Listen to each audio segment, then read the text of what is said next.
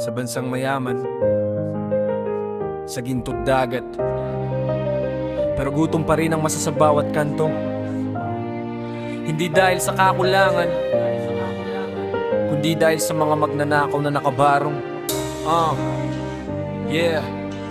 Check, yeah. Sa bansang mayaman, sa gintod dagat, pero gutom pa rin ang masa sa bawat kanto. Hindi dahil sa kakulangan, kundi dahil sa mga magnanakaw na nakabarong. Kumakain ng alikabok ang manggagawa habang sila kumakain sa mesa ng ginto't pilak. May bagyo ng pangako tuwing eleksyon, pero sa dulo baha ng kasinungalingan ng angambon. May proyekto sa papel pero wala sa kalye, bilyon-bilyon pero parang bula saan napadpad. Ang kalsada butas pati pangako nila gasgas. Ang hustisya parang briefy, minsan lang may lagpas. Asura sa trono, sino ang tunay na tao? Lahat ng ngiti may presyo, bawat boto may balato. Basura sa trono, umiiyak ang bayan ko, pero kahit ganon, hindi titigil ang Pilipino.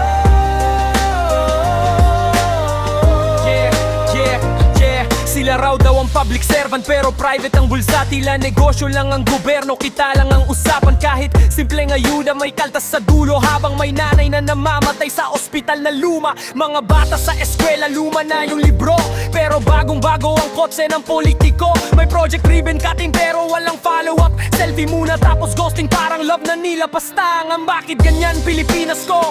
Mayaman sa likas na yaman, pero duka sa katarungan ang kabataan. Sawang-sawa na sa drama, gusto lang namin tunay na pagbabago, hindi palabas sa kamera o bago. Basura sa trono, sino ang tunay na tao? Lahat ng ikita may presyo, bawat boto may balato.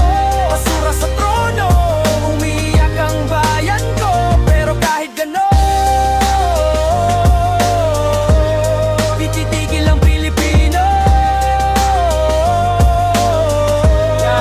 Yeah.